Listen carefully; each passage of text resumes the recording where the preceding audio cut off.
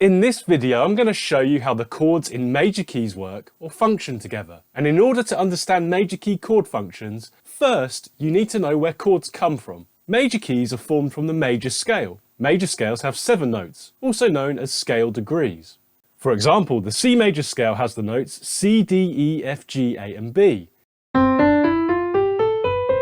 You can use these major scale notes to create chords, which make up the major key. This is done in a really simple process. You start on one note, then you skip a note, and then you skip another note. This gives you 3 notes which when played together create a 3-note chord. These are also known as triads. Chords which are created purely from notes of a single scale like this are called diatonic. For example, if we start on the first note of the C major scale C, then skip a note we get to E, then skip another note and we end up on G.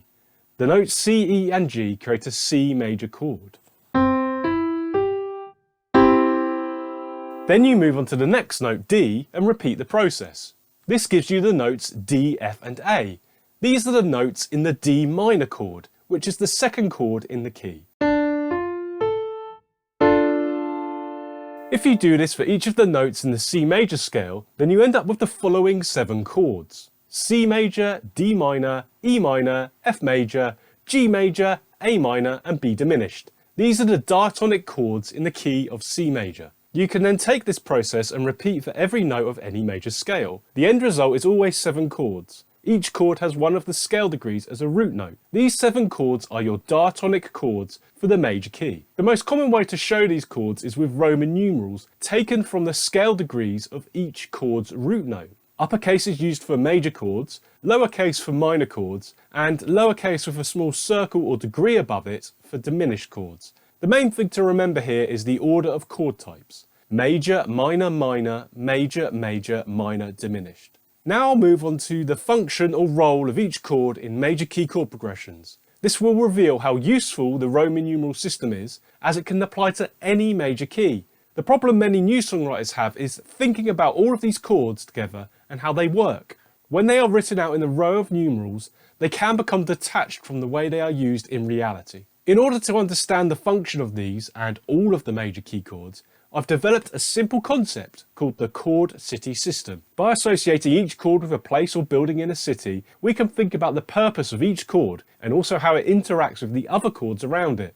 With that in mind, let's start to build the major key chord city. The most important chords in major keys are the major chords, 1, 4 and 5. I call these the big 3, and the daddy of the big 3 is the 1 chord. The 1 chord is the home of major keys. You might also see it called the tonic. Because of its importance, songs will often start and end with the 1 chord. If you play the 1 chord after another chord from the key, it will feel at rest and very much like home. Let's go back to the C major key to have a listen to this in action. I'm going to play the 1 chord and then move on to another random chord. Listen to how safe it sounds when I move back to the 1 chord after these other chords. This feeling of resolution is really important in your songs. The more you move away from one, the more tension and adventure you create. But just like real life, sometimes you just need to go back home. This balancing act is critical to crafting interesting music.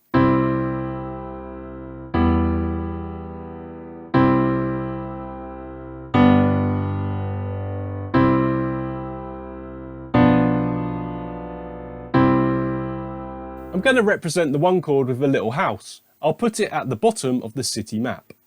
The second most important chord in major keys is the 5 chord. It's also known as the dominant chord. The 5 chord shares the 5th note of the scale with the 1 chord. This is called a common tone. This connection is part of the reason why the 2 chords work well together. So well in fact that it's probably the most widely used chord change in popular music. The reason for this is the tension that the 5 chord creates. This tension is released when the 1 chord is heard. This pull to the 1 chord highlights the function of the 5 chord, what is also known as the dominant function. You can hear it in the following example in the key of C major. Listen out for how your ear is longing for the completion of the C major chord, whilst we dwell on G major. Then when C major is heard, it provides the finality that we desire.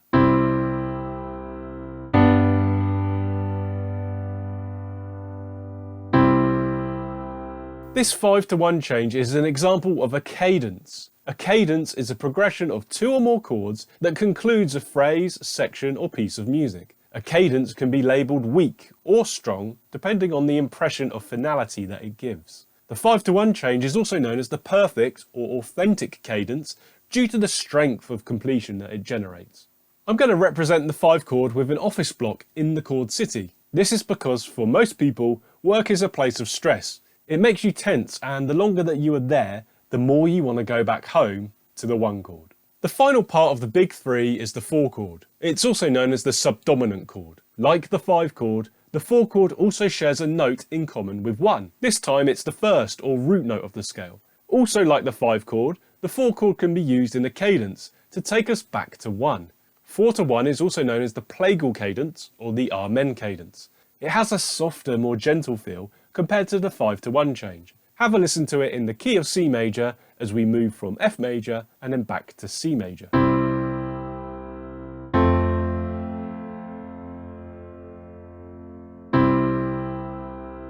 I'm going to represent the gentle movement of the 4 chord with a badly drawn train in the chord city. The 4 chord also has a predominant function, which simply means it is preparing us for the dominant chord to be played afterwards. You could think of this like getting the train to work in the chord city. Here's how that sounds in the key of C major.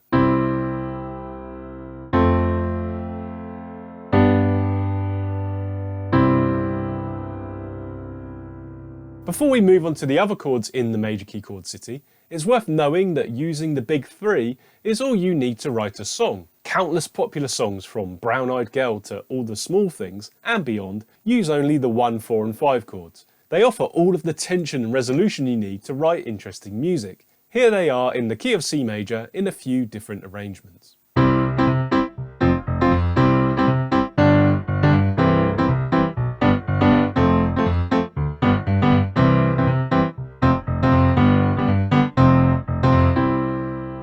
The big 3 are all major chords, but as you saw earlier in the video, there are 2 other chord types found in major keys. The second most important of these are minor chords. Many songs in popular music are written with just simple major and minor chords. If you can master these, then you can write beautiful varied songs in many different genres.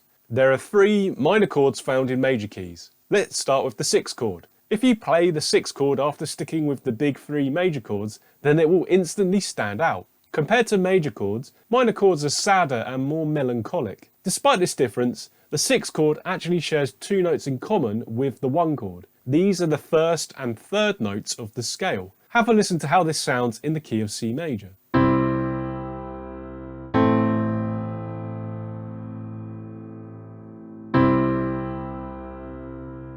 This minor flavour is used in a lot of popular progressions alongside the big 3. Just be aware, if you hang out on the 6 chord for too long, it can start to feel like home. To avoid this confusion, just make sure you don't start or end your progressions with the 6 chord. I'll represent this chord as a tree next to our house in the chord city system. This reflects the closeness of the 2 in notes and function. Think of this like a garden or public park. It's a place of rest, like the 1 chord, but might not always be your first choice for this job. This chord is also known as the submediant. The next minor chord we'll consider is the 2 chord. This is also called the supertonic.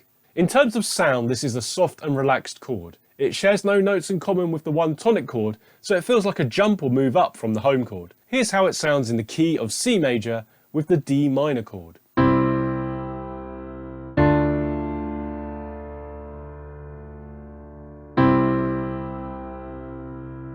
In the chord city, I'll represent this chord with a cup. Think of this like a coffee shop, cafe or bar. It's a place of movement, hustle and bustle, but with a more relaxed edge compared to the train station of 4. It can also be a useful place to go before launching into the 5 chord, like the following C major key example.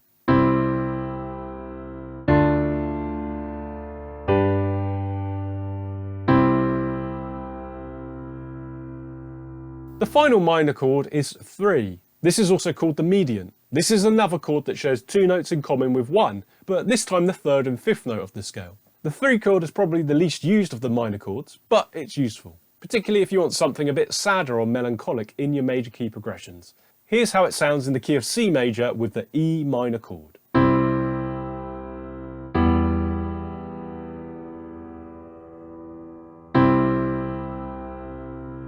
One way this chord is used is as a lead-in to the 4 chord.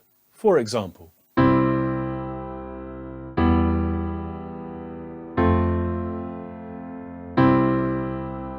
Because of its less common use, I think of this like a loft or attic in a house.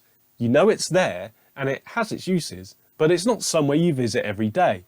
As such, I'll put it in the roof of our house in the city.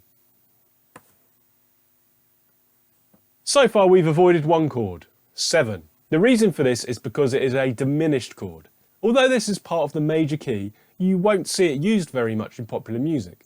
But it does have a function, like all of the other chords. It's known as the leading tone triad.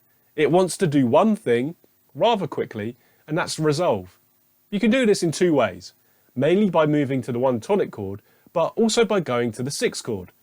The 7-to-1 change can be called an authentic or perfect cadence, like the 5-to-1 change we saw earlier. Let's listen to it in action with an example in the key of C major.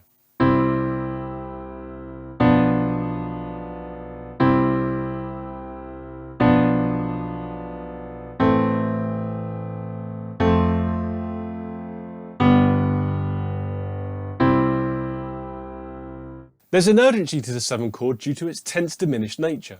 As it's not used widely in popular music, you might not be familiar with this sound. In the chord city, I'm going to represent this with an arrow and a WC. Think of it like you really need to use the toilet. Your main thought will be probably about heading home, but if you're desperate, you might have to go outside. The chord city system is a great way to understand major key chords, but it doesn't show you how to write a song. I've created a video that will walk you through the steps to write your first song, which you can see on screen. Watch that now to begin your songwriting journey.